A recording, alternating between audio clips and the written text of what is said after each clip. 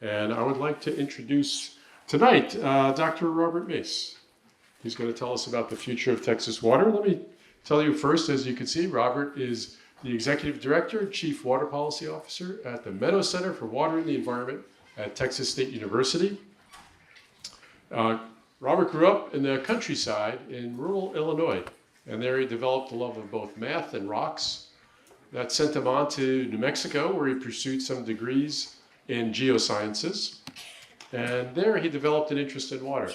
He said, where should I go to study water? Not only did he want to study water at a top geoscience institution, say in the country or the world, he also had love and music pulling him to Austin. And he earned a PhD in the Department of Geological Sciences here at the University of Texas at Austin. He has over 30 years of experience in water science and water policy. And that's a rare and important combination that we don't often see. And his career has really been dedicated towards understanding our state's water resources and how to manage them, as well as educating others about this, including many state legislators. Their enlightenment we owe to Robert. And I won't reverse that and say their lack of is at all his fault. Didn't mean to go there.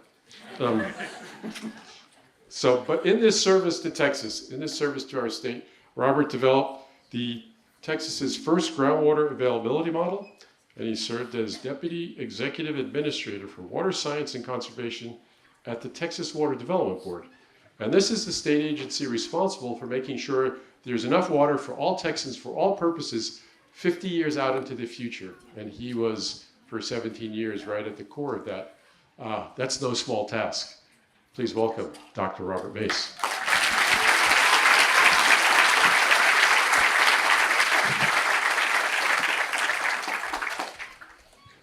Let's bring it up. My pleasure to be here.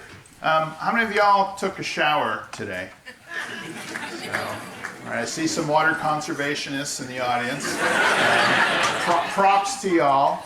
Looks like some of y'all are on dates because you can kind of look into the side. So, just a date tip. If you want to verify, just lean over. And we all have a personal relationship with water.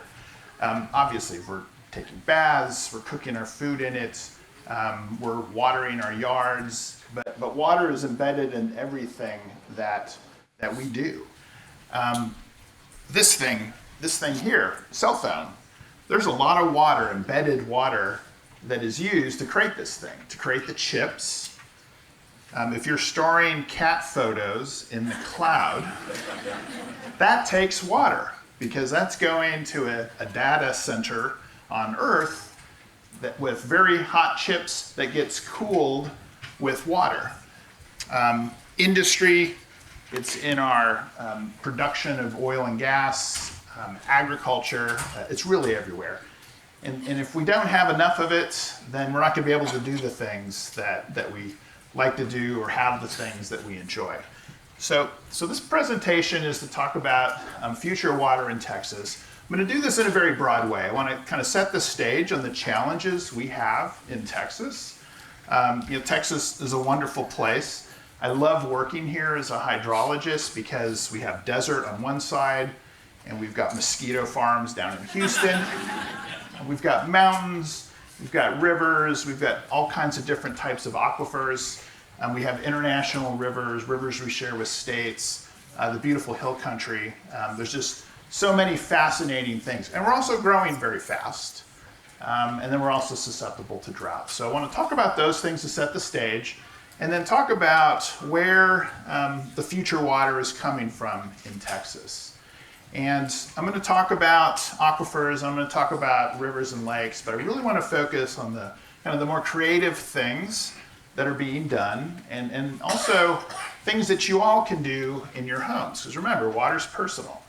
Each of us makes choices and decisions on how we interact with water that's going to dictate whether we have enough water in the future. And then I'll kick it up a notch and kind of go a little bonkers at the end with some really cool emerging new technologies.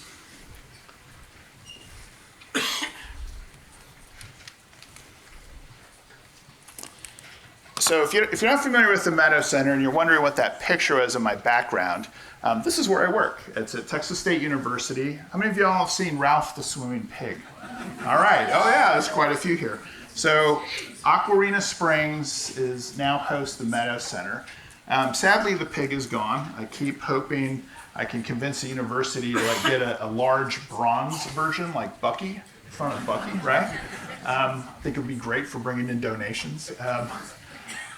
But we still have the lake there, and we still have the glass-bottom boats, so you can see groundwater bubbling up out of the Edwards Aquifer, and the birth, literally the birth of a river that happens right on campus.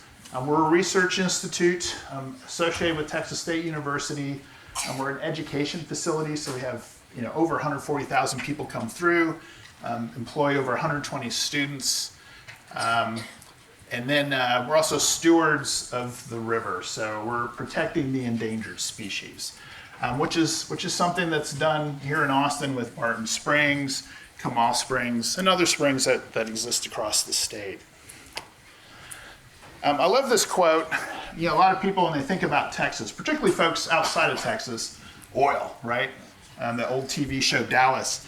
James Michener, in a book he wrote, said that water, not oil, is the lifeblood of Texas. And I couldn't agree more. Again, the environment that we love, if you like to go fishing, the bays and the estuaries, industry, agriculture, municipalities, computer chips. If we don't have it, we don't have water, we don't have any of those things. I keep using this isn't working. But we have challenges. Thank God for Evil Mopac. I don't know if y'all are familiar with Evil Mopac, but we have challenges here in Texas. How many of y'all were here during Winter Storm Uri? Yeah, that was, so there's grid issues that we're having with crazier weather.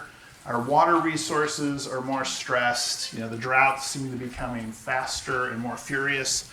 And then we've got the shaky power grid. Just throw it in there for a little spice. So we definitely have our challenges in terms of making sure we're ready for the future. We're growing. I think anybody that's been here more than a minute knows that. This is showing millions of Texans starting from 1850 through 2010. So this is kind of what has happened.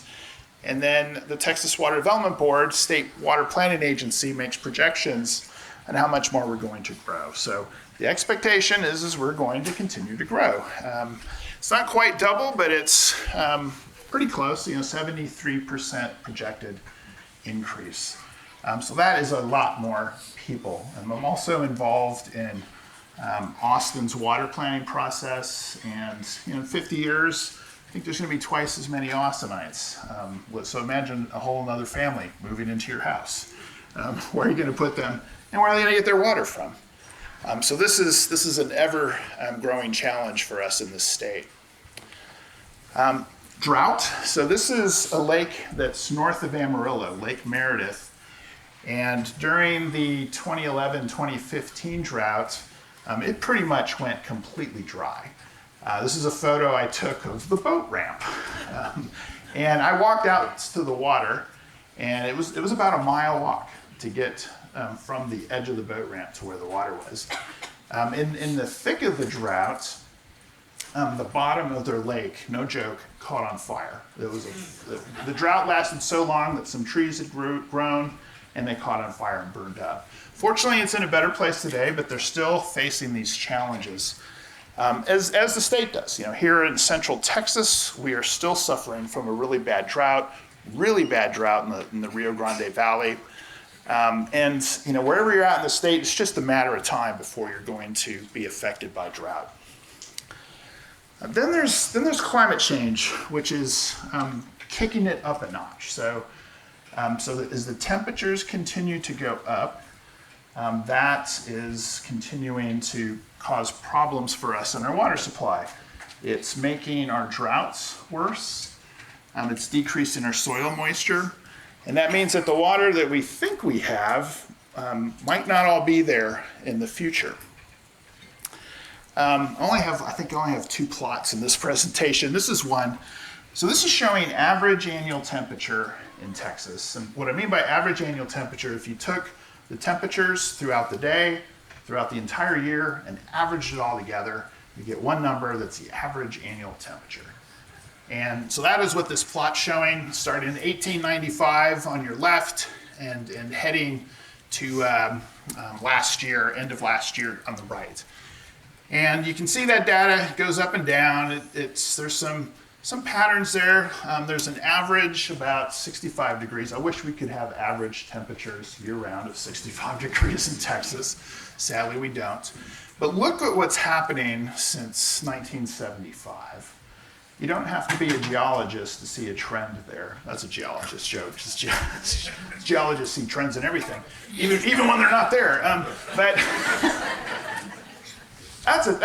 that is a strong upward trend, and it's continuing to go forward, and it's lifted us up. Now you might look at that and go, Robert, the average is about 64.5 degrees Fahrenheit. And we're up to about 67, looking at that red line. That red line is kind of like the trend of that line. And that doesn't seem like too much of a temperature change, but that's equivalent to taking Austin, where it was back in 75, picking it up and moving it down between San Antonio and Corpus Christi, weather-wise, temperature-wise. That's where we are now. If you've ever made that trip, it's pretty dry out there. The heat, it just burns off the soil moisture. Even with the same amount of rain, we'll get less water running off the landscape into our rivers, less water trickling down through the soils to our aquifers. So this is a real serious issue. And you'll note that where we're at now would be, I would say, a typical temperature, because that line that's ramping up, temperatures are going up and down around it.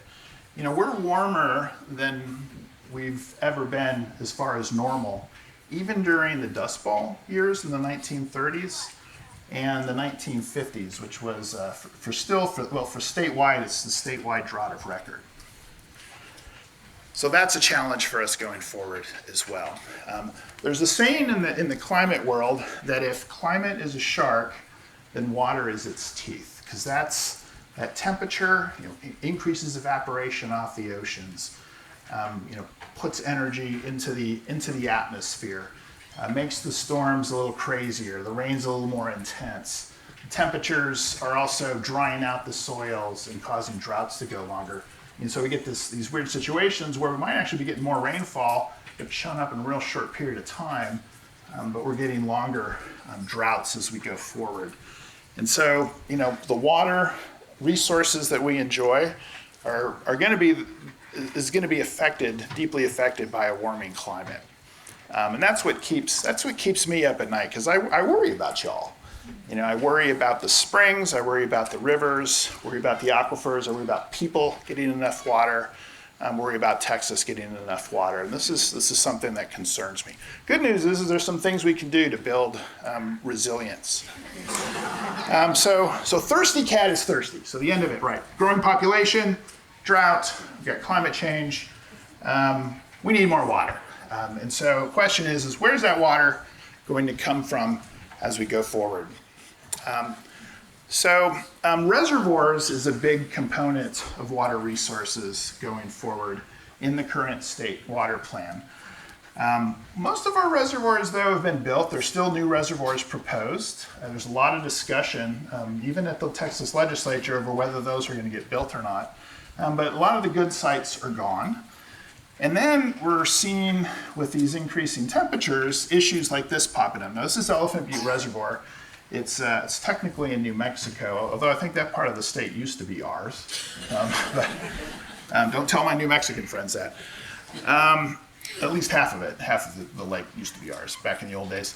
But it's an important supply for city of El Paso and the irrigators in the valley there by El Paso. And it has really been struggling. It's behaving the same way. You hear about the other Colorado River over in the state called Colorado. You hear about the decadal long, super long droughts there. It's the same thing is happening in the Rio Grande. The same thing with Elephant Butte Reservoir. But we're still, as a state, for the next 50 years, we're expecting 38 of our new supplies are going to come from reservoirs. Groundwater, drilling a well into the aquifer and then pumping the water out, pulling the water out some way, shape, or form, is also expected to be a source of water. About 13% of our future supplies for the next 50 years. This is, I collect artesian well postcards of Texas. I don't know if my wife made it here or not, but oh, there she is. So, I probably shouldn't say this, but if I ever find myself single, which I might, since I'm telling this joke, I plan on going down to the local watering hole and impressing the ladies with, hey, I've got over 1,000 cards in my postcard collection of squirting wells. This is a gorgeous card. It's out near Pecos, Texas, out in far west Texas, where you used to be able to drill wells and the water would literally just squirt out of the ground, just flow out of the ground. Problem is that we just left those wells flowing all the time, so wells don't flow anymore. Most wells across the state don't flow anymore. Another issue with groundwater is that we tend to produce too much of it. There's like a lot of water down in there, but to produce it sustainably to where it'll be around forever or protect spring flows, you have to only pump a little bit. This is Comanche Springs in Fort Stockton that, due to increased pumping in the 1950s, completely dried up this spring. And there's a number of springs across the state that have dried up. And if you're not managing aquifers sustainably, every year the levels go down. And so like the Ogallala Aquifer that underlies the area from Amarillo down through Lubbock, we're pumping it at 8 times the rate the water is coming back in. I ran my checking account like that in college. It did not end well, and it's not going to end well for the high plains of Texas, unfortunately. So those are the conventional supplies, but now let me get to some of the more unconventional supplies. And part of this is like something that we all can do or that you can do, which is using water more efficiently in our homes. So this is a tale of 2 families. This is my friend, we'll call her Sandy because that's her name. I don't think she's here tonight. Her family, 2 adults, 2 cute kids. And they use about, when you add up the water they use through the whole year, it's about 111 gallons per person per day. Now this data is from about 10 years ago. Back then, an average Texan was using like 95 gallons per person per day. These days, we're down to about 80. Now I want to compare Sandy to the household my wife and I have. 2 people, 2 adults, 8 cute cats. It's 35 gallons per person per day. And that equates to 7 gallons per mammal per day. If we got more cats, we could lower that even more. I believe. We'll have to test that hypothesis. So when you're looking at these bars here, and the lengths are proportional to each other, in other words, 5,000 is the same height as and the upper one is in the bottom one. What are you thinking? And I know what you're thinking. How cute are those cats, right? So there they are. So I'll start in the upper left. We got Lily, we've got Vincent, we've got Olmec, we've got Church, we've got Clara, we've got black cat number 3. It's no joke. BC3 for short. We've got Theo, and then we've got Mace. So pretty cute. I think hope you all agree. Okay, so probably what else you're thinking is, boy, those blue bars in Sandy's family look a lot bigger than the blue bars in my family. Now it's a little bit of an unfair comparison because there's 4 people in Sandy's house, but only 2 in ours. But let's visually double our bars down below. Let's kick it up to 5,000. There's still quite a big difference. What do y'all think the reason is? Irrigation, yeah. Irrigation. Notice during the summer months, it goes way up. We don't do any outdoor irrigation with city water outside. We'll talk about rainwater harvesting in a bit, where we do get our outside water from. And so if we double our use to be a fair comparison with Sandy's family, we'd be 50,000 gallons. Sandy's family is using 3 times as much. And I would say Sandy's family is kind of a typical suburban type place. You know, we're the weirdos, basically. You know, not watering outside makes us weird. Most Texans, most people do water outside, but it can be a substantial amount of water. It can also cost substantial, oh yeah, there we go. Look at those guys again. Also can cost a substantial amount of money. So Sandy's family spent almost $1,700 on their water bills, and you'll see August, almost $500 water bill. We spent $260, and in August, we spent $25. So that's some serious, you could double those on the bottom there. So, you know, we saved over $1,000 by not watering outside. And this would happen on a year-by-year basis. So there's a financial benefit to using less water. Also note that cats are more water efficient than dogs. So that's, right, dogs are sloppy drinkers. That's what I've seen. Anyways, I like cats. I don't know if you figured that out yet or not. Now, typical Texans, when we look across the state, about a third of our use is outdoors. Again, across the state. And then here's those numbers, 95 gallons per person per day, back when I did this study with Sam Hermit. And today we're about 80 gallons per minute. And the reason we're at 80 in large part is because, well, good work that cities and groundwater districts and others are doing to convince people to conserve water, but also there's built-in savings. When you go buy a new dishwasher, it's using a lot less water than your old one. If you have old fixtures in your house and you upgrade, those fixtures probably use a lot less water than the old ones. And so that also kind of sneakily stealths in some savings there. Xeriscaping. This isn't our yard. I wish it was.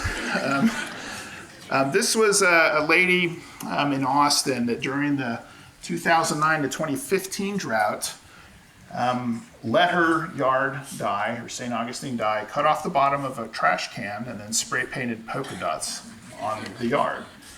I don't think they let you do this in Round Rock. But this is a way that you can conserve water. Basically, xeriscaping. Using native plants or drought-tolerant plants, minimizing turf. We use, I hate to say it as a tea sipper, but Aggie zoysia, which is more drought-tolerant zoysia. And we have limited turf, and then we just don't water it. It'll go blonde during the summer. And then once it rains again, which hopefully it will someday, it'll turn green again. So there's things you can do to eliminate that outdoor use. We put in a 5,000 gallon rainwater tank on a 2-car garage at our house. And we live in Allendale here in Austin. And it's a big tank. I warn you on rainwater harvesting, though, that once you start doing it, you're hooked. You want all the waters. It's like when this overflows, I'll hear from my wife, the tank's overflowing again. Now we haven't had to worry about that for a few years with the drought, but we can use that water instead of city water to save the city water.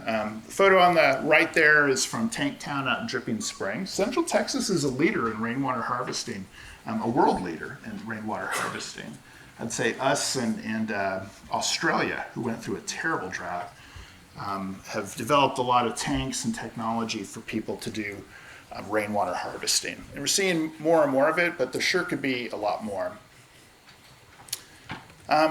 Wicking gardens. So if you like to garden, this is a fantastic way to garden.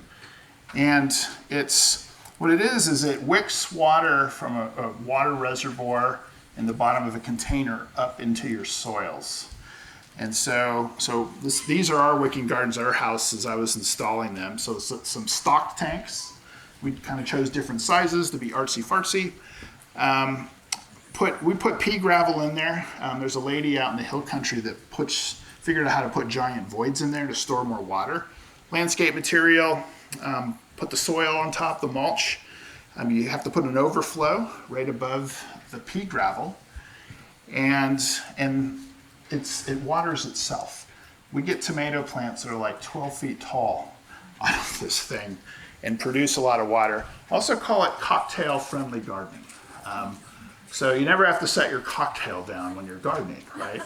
Right? Because it's up at a civilized height. You don't have to get down. You just reach down, pull a weed out every once in a while, get a drink. And then we use the rainwater tank to top it off. This is really efficient. Now, when we planted a garden, or used to plant a garden in the ground, in August, we'd be watering that thing in the morning and at night to keep things alive, usually failing. This thing, once or twice a week, you top it off. The system out in the hill country I saw where this lady created these large storage voids in her wicking garden, once every 2 weeks, she had to go top the water off in her garden. And the plants absolutely love it. So I can't say enough about this. So just Google wicking garden if you want to learn more. Okay, so I want to talk about kind of indoor water conservation, which is another source of water for the future. And so we've got a washing machine there, faucets, baths, a dishwasher, toilet, shower, leaks, and aliens. So does anybody want to guess what is the largest use of indoor water? Flushing your toilet. I heard a little girl say flushing the toilet. You're right! Yay! That's fantastic. Woo! I don't know, so this is from a survey for the United States where they did real detailed analysis of people's water use to figure this stuff out. I'm a bit surprised that so much is used in toilets. So I don't know if there's a bias in the survey that the people they surveyed live near Taco Bells or something, but still, that's a lot, 27%. So I don't know what y'all are doing out there, but all right. Who wants to guess what the next highest? Washing dishes. Okay, I heard. I'm not sure. Did anybody say washing clothes? Over here, I see over here. Okay, yeah, washing clothes, 22%. Clothes washers with time, that's going down because clothes washers are getting more and more efficient, both with energy but also with water use. So hopefully that comes down with time. Oh geez. What's the third? Whoa, you guys are so good. Showers at 17%.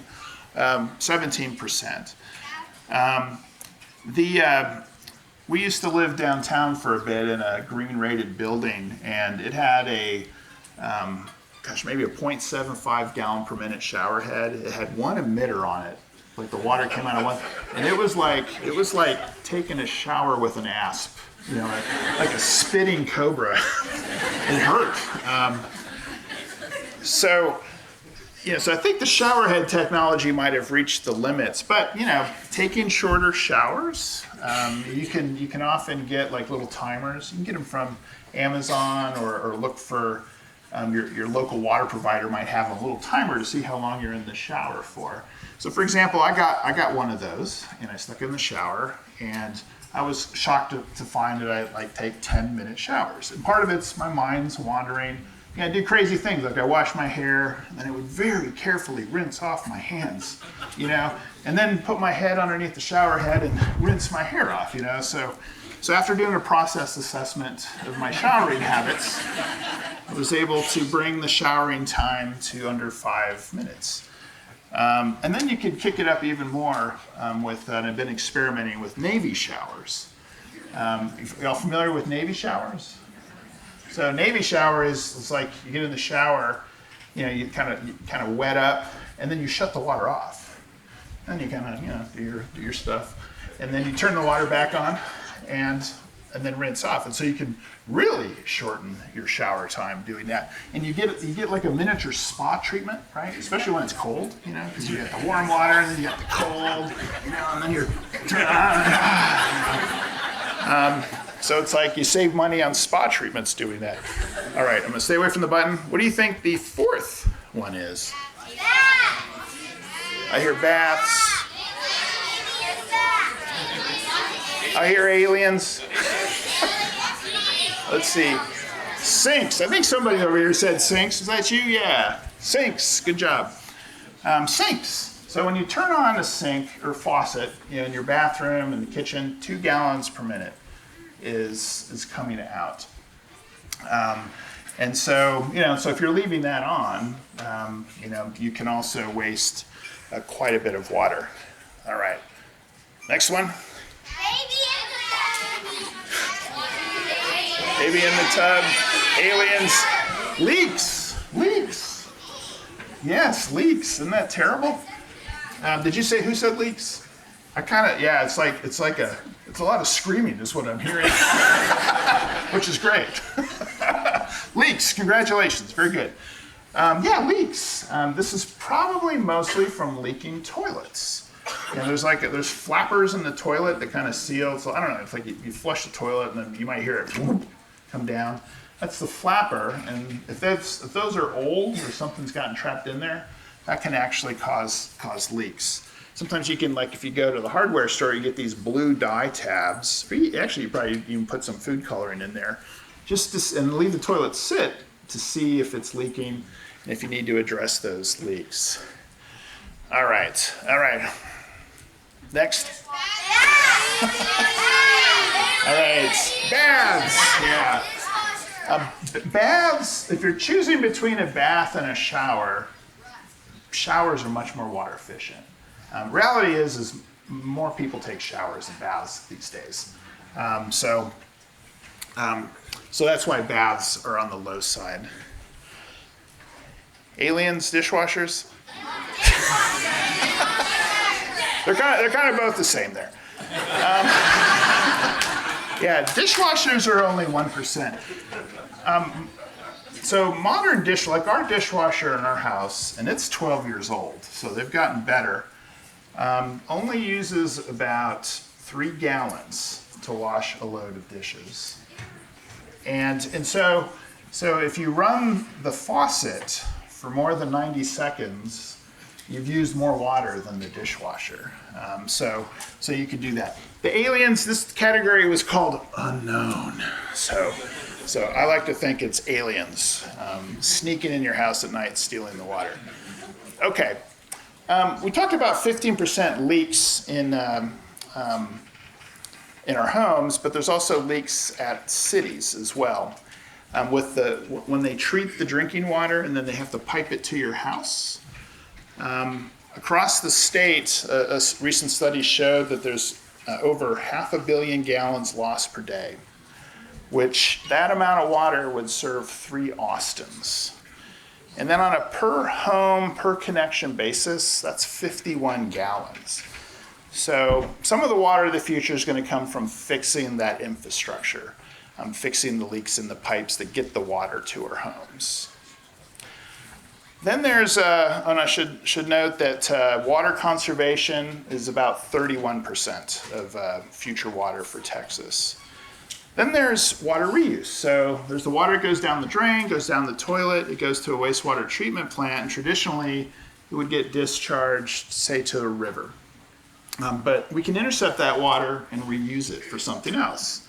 How many of y'all notice like purple sprinkler heads in parks, or even on campus you see purple? You know, so take a look. I mentioned this to someone the other day, and they're like, "Oh, I see them everywhere." You know, so you'll see purple pipes or purple sprinkler heads. And Irving Ranch Water District was the one that kind of chose this color. This is known as Irving Purple, because you don't want to tap into treated wastewater for your drinking water supply, your plumber. So it tells the plumber, "Whoa, that pipe's purple.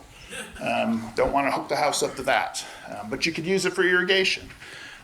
San Antonio River, the Riverwalk, that is treated wastewater these days. It used to be spring flow, springs dried up. Used to be water wells. That turned out not to be a good thing. Now they do treated wastewater. Toyota plant down in San Antonio uses this water, also treated wastewater. Then we could actually be drinking treated wastewater. So how many of y'all seen this meme where at least one molecule out of every glass of water you ever drank once passed through a dinosaur, right? And I did some, you've heard it, yeah. And so I did some research on like, how truthy is this? And it's pretty truthy, you know, there's some math behind this. You could argue, because scientists argue about everything, but yeah, I call it truthy. But all water is recycled naturally. And then I mentioned earlier that treated wastewater gets put in the river. Well, if you live downstream and your city's pulling water out of the river, it has treated wastewater in there. So we're already doing this in the state. Now, if you live in Houston, I apologize.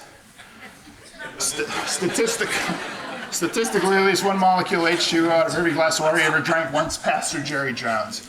I haven't done the math on that, but it feels true.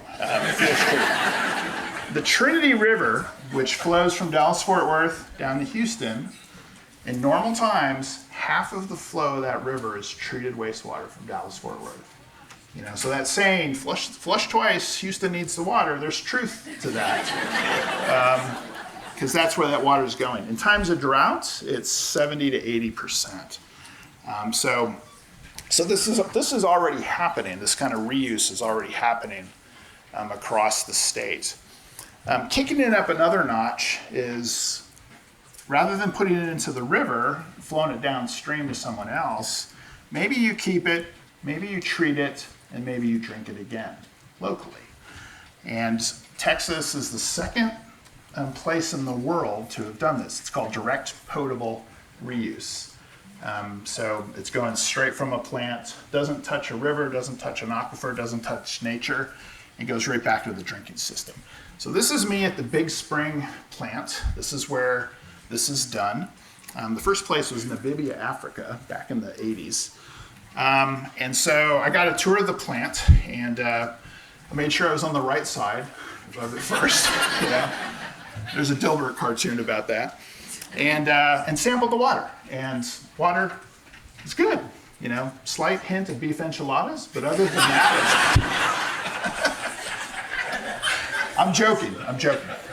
That water is completely clean. It goes through reverse osmosis. It actually probably needs some mineralization to taste good, but it's completely clean. And El Paso is fixing to do this in a big way. They've just broke ground on a plant there. And then the Lower Rio Grande Valley, a number of communities, and then Central Texas too. So San Marcos, Buda, Dripping Springs, Marble Falls are all looking at direct potable reuse. So your wastewater treatment plant is kind of like a local spring in that sense as a source of supply. The folks in Big Spring, if you don't know, they're this side of Midland, Odessa. And one of the networks, when they heard what they were doing, talked to an old cowboy at a water station where he's filling up jugs with water. He's like, "Are you aware what they're doing with your water?" You know, and they explained it all to him. "What do you think about that?" And he's kicked some rocks, and he's like, guess that means I get to drink my beer twice. So, power to that dude. Wichita Falls had the 3rd plant in the world. It was an emergency plant during the drought. And people have issues with this, right? Because you're thinking about, the stuff that goes down the toilet is coming kind of back out through the faucet. But they were able to build a plant and operate it. They just did it on an emergency basis. And it was a local gym that put out these awesome t-shirts. So this one, H2O, we recycle. And then my personal favorite, we put the number 2 in H2O.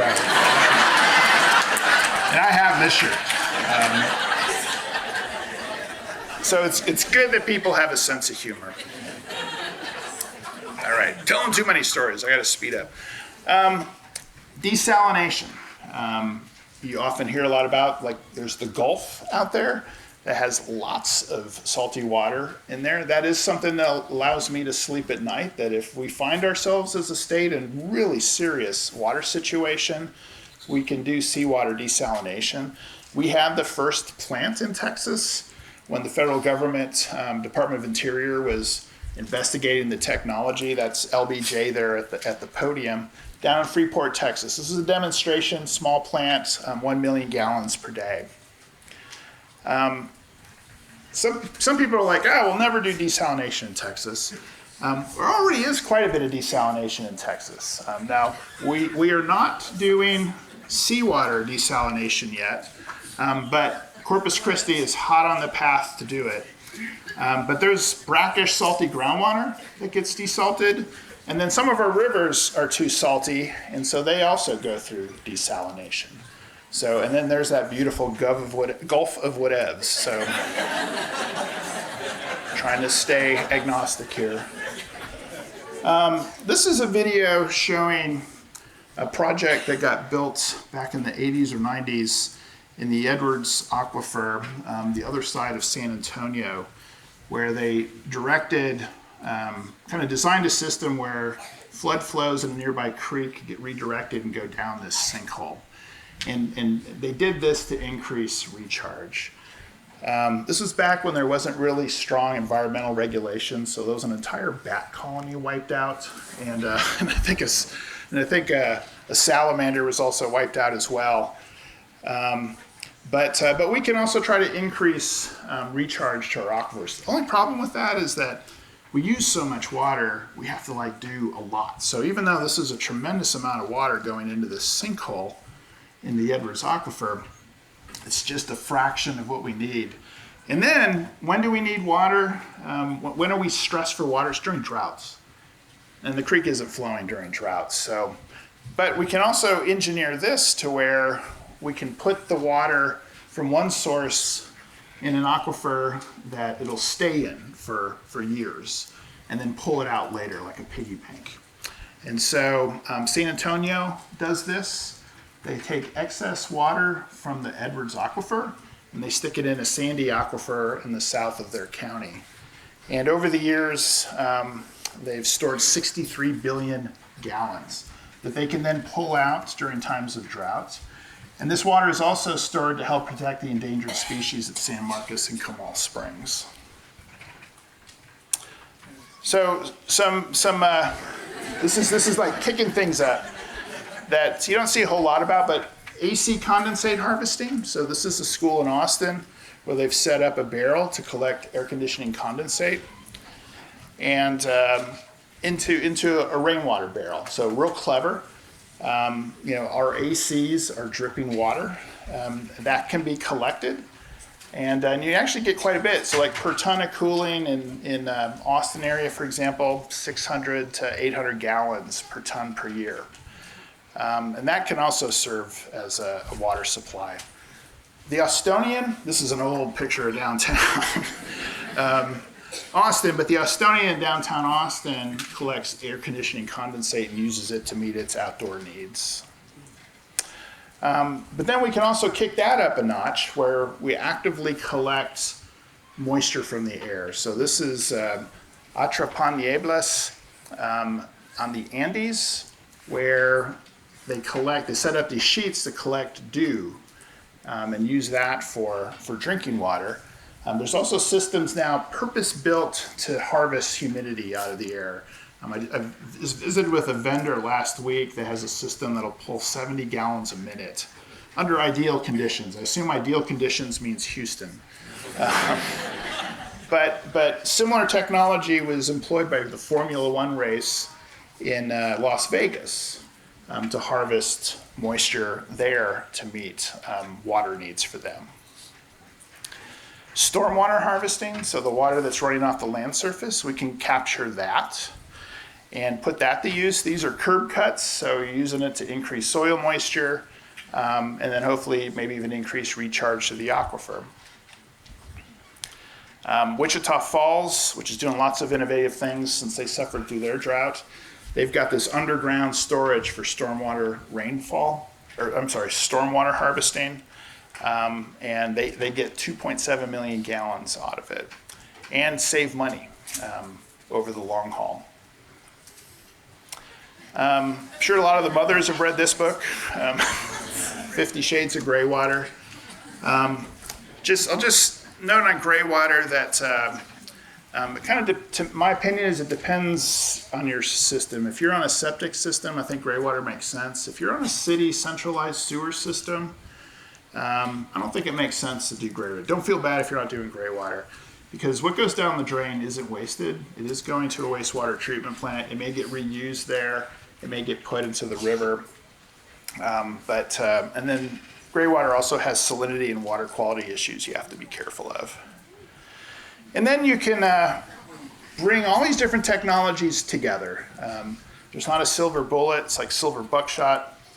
And so one example of that is the Austin's new permitting center, where they use air conditioning condensate, rainwater harvesting, and then they have a on-site black water, basically everything that goes down the drains, including the toilets, on-site black water treatment plant, which is what you see there on the right. And I've never cried at a sewer treatment plant grand opening before, but I did at this one because it's so cute. It's named after our cat, Clara, or it has the same name. It's not actually named after the cat, but Clara. It actually has a name. But you should check that out sometime, which is a clever way going forward. I'm running long. Is there time for the video, Jay? Okay. So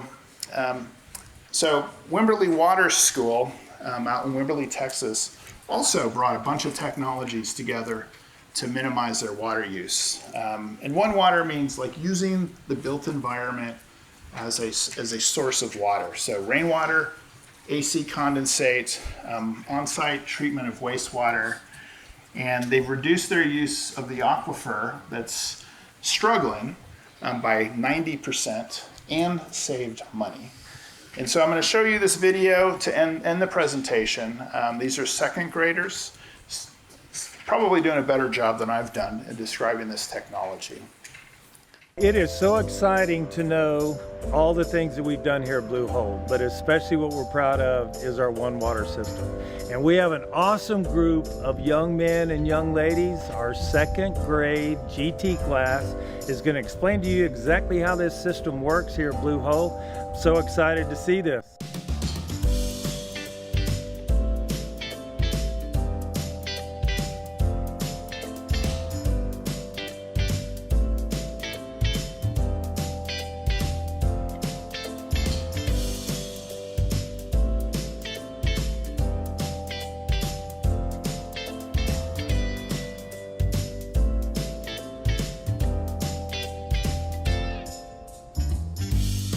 The tank in front of Blue Hole Primary holds 10,000 gallons of water. The water in the tank is rainwater.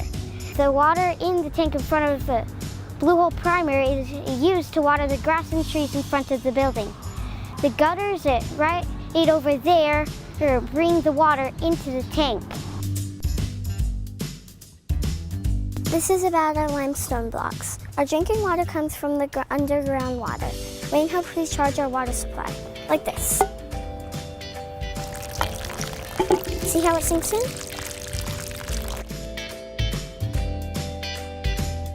Pervious and impervious. Pervious allows water to sink in. Impervious just rolls off the side. we have pervious and impervious on the sidewalks when you walk in. Now I'm going to show you an example. I'm going to pour this water. Look. It sinks in. And on this side, when I pour it, it just runs down. Doesn't sink in. And so that side is called impervious. That's impervious because it just rolls off and now it sinks in to the aquifer. The vegetative filter strip slows down stormwater. It helps allow water to sink in. It also slows down erosion. It stops bad things before they go into the groundwater. It also helps less flooding. See how there's not that many curbs in this parking lot like this one? That's because the parking lot is in an angle so the rainwater can go into the grass and sink in. Firefighter supply tank. The firefighter supply tank holds more than 200,000 gallons of water. It's big, skinny, and it's tall. It's a sign for the firefighters to know that they can use it. This water is only for firefighters. It feeds the fire hydrant and fire sprinklers, and it has hose connections. This is the site harvested supply tank. It is the lower and wider one. It's lower so gravity can help the water get into there, into the tank. And it holds more than 200,000 gallons. And it collects rainwater, and as you can see, there's purple, it's from the purple pipes. The purple pipe is rainwater. Plumbers use it to show it's not potable water. Non-potable water means you can't drink it. A blue hole, purple pipe, means that it was caught here. Rainwater lands on the 78,000 square feet roof and is also caught in the AC condensate, and there's 84 AC units. The water is stored right over there. It comes here and then it gets used.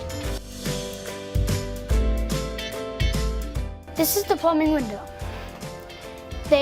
All the pipes are color-coded to what they mean. Red is hot and potable water. Blue is cold and also potable water. They are both Aquitex's groundwater. Yellow means ventilation. Green is gray water. You can also call it dirty water. Purple is rainwater and AC condensate, also known as site harvested water. So Blue Hole Primary was built with STEM principles in mind. It uses science, technology, engineering, and math to immerse the students in the experience. For instance, this is a rain tube. When it rains, you can see the water entering into the system. This water winds up in the site harvested supply, and that's what's used for flushing the toilets here. Thank you to the designer. Thank you to the construction worker. Thank you for all the engineers that helped to make the plans and help to build the school. Thank you, builders. I want to thank the community who supported us. I wanted to thank the businesses that worked with this. I want to thank to the school board for helping us. And thank you to the administration. Thank you! Thank you so much, boys and girls, for showing us around today. And thank you, Robin, from the Wimberley Watershed. We hope you've enjoyed our tour and enjoy our school just as much as we do. It's beautiful.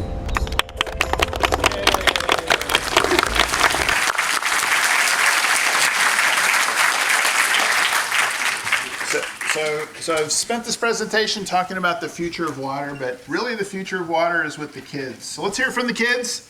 Yay!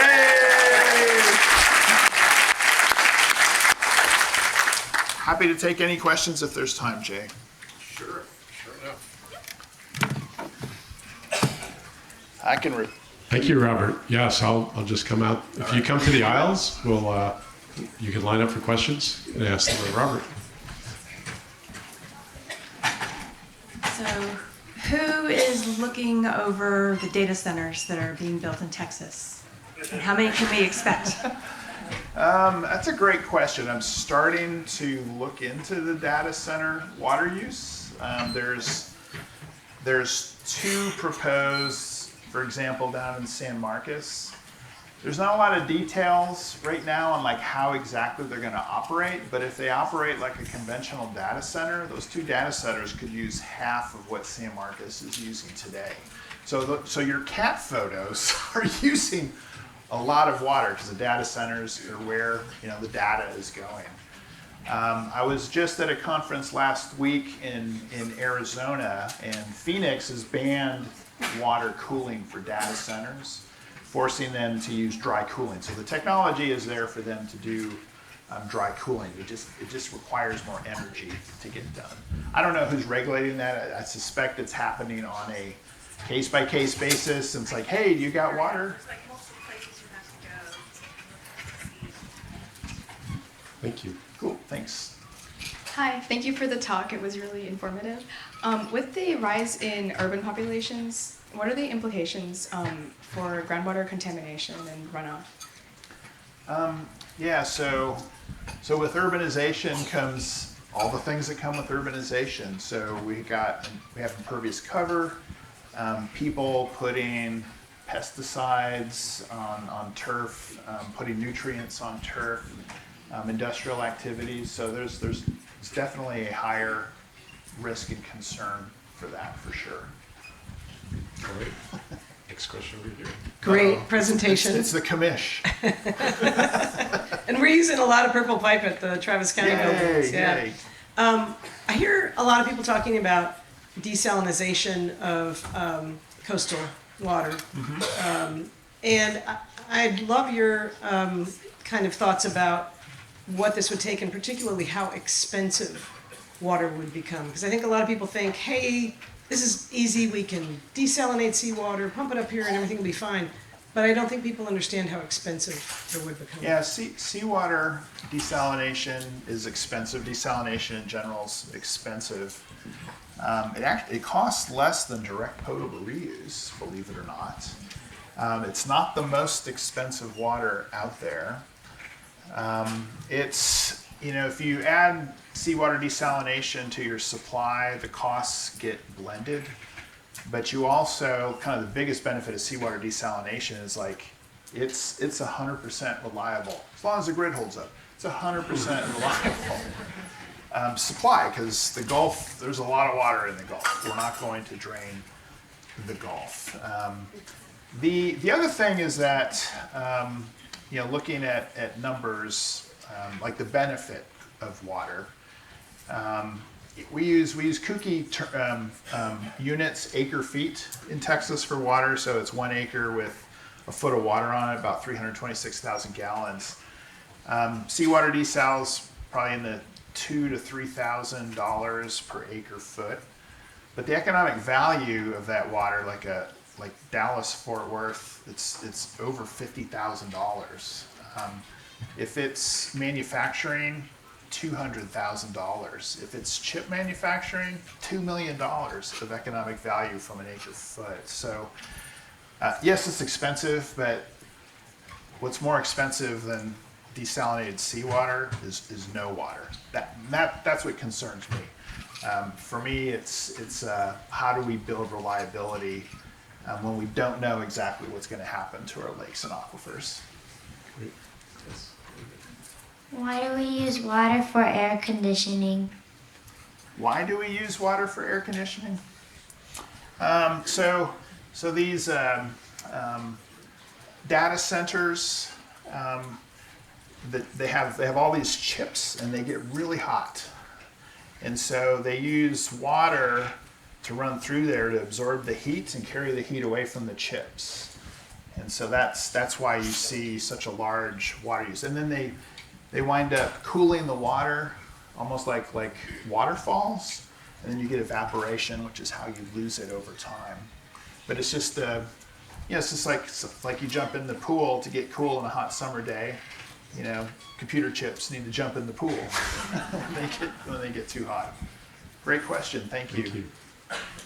Great presentation, by the way. Thank you. I'm someone very familiar with the New Mexico water situation right now. How is your perspective with how things operate in New Mexico and their water supply applied to how you see Texas's water supply? Good question. New Mexico's water law is a little different than Texas. In Texas, landowners own groundwater. In New Mexico, it's owned by the state, and then the state is careful about how it lets people use water to ensure there's some sustainability. New Mexico is having to do a bunch of clever things. Many of the things that I'm showing here, in order to ensure they have enough supplies. New Mexico actually has part of the other Colorado River water that they pipe, put into the Rio Grande, flow down to Albuquerque, pipe up the mountain a little bit, run down an arroyo to sink into the aquifer, and then pump it out of wells in the aquifer. So I like to say the easy water is gone. It's like we've grown to where we're using up the easy water, the rivers, the aquifers, and so we're having to do aquatic gymnastics to ensure we have enough water going forward. Sure. Why does it take so much water to flush a toilet?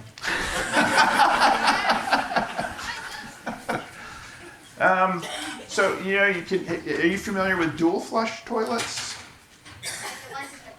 Yeah, 2 buttons. Yeah, so number 1 doesn't require as much water.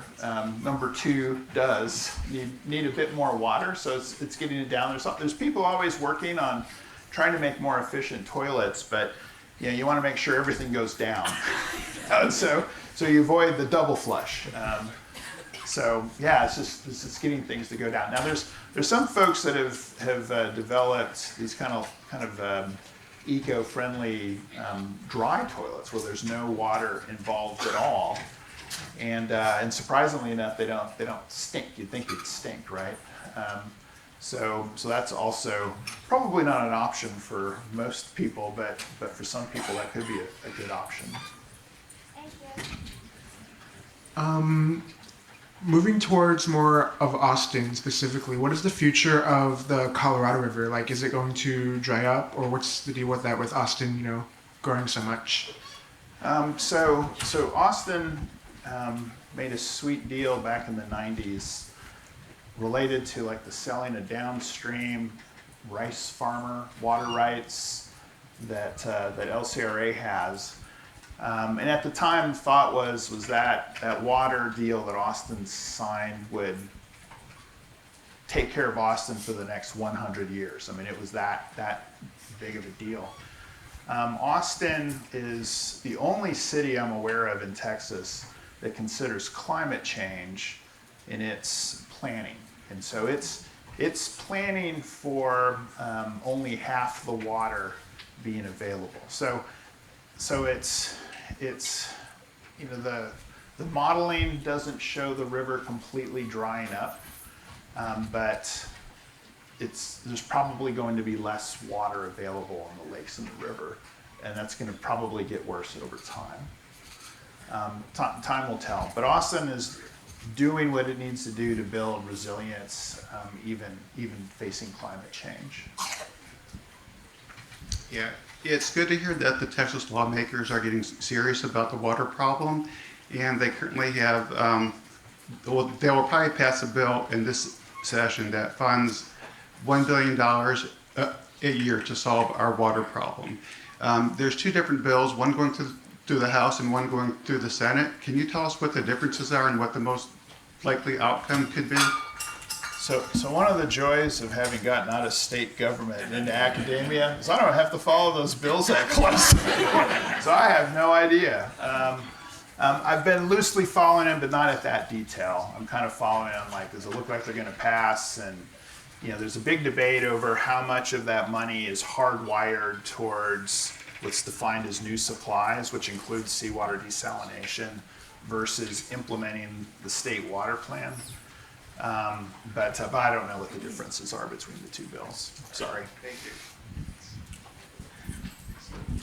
Where does the water go after it cools down the chips?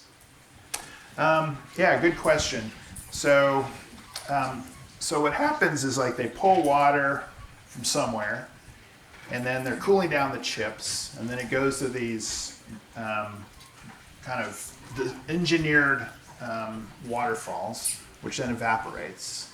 So part of that water is going up through evaporation. Well, what happens with evaporation, though, is it concentrates the salts in the water. So once you do that several times, the water gets salty and saltier, which is not good for the system. And so then they'll just flush that water out to the municipality or wherever they got it from. I think, Robert, we have time for one more question before we do the raffle thing. Okay. So here it is. So say for instance a new school was being built, how would you, like, who would you talk to like ask to make it like the one water school? Okay, yeah, great question. You know, the water infrastructure, you know, the firms, the people that want it have an assumption, you know, this is the way it's supposed to go, which is conventional way. This one, there was some people from where I work at the Meadow Center, as well as other folks in the community that were concerned about using water from the aquifer. And so they then worked with some engineers, found some advocates on the school board to start asking questions about, was there a different way we can do things rather than just putting in a well or using groundwater? And what really helped was that it saved money. I think a lot of people see this stuff and it's like, this is going to cost a lot of money. It's not economic, but they could show that it could save money, and that gets a lot of people's attention. And that school is like available for touring. So like if you you want your new school or you know of a new school, you know, you could reach out and say, hey, you should go check out what these people have done. Because it's always hard to be the first one, but it's always easier when you can go look and go, oh, they actually did this. So great question. We'd love to see more of this.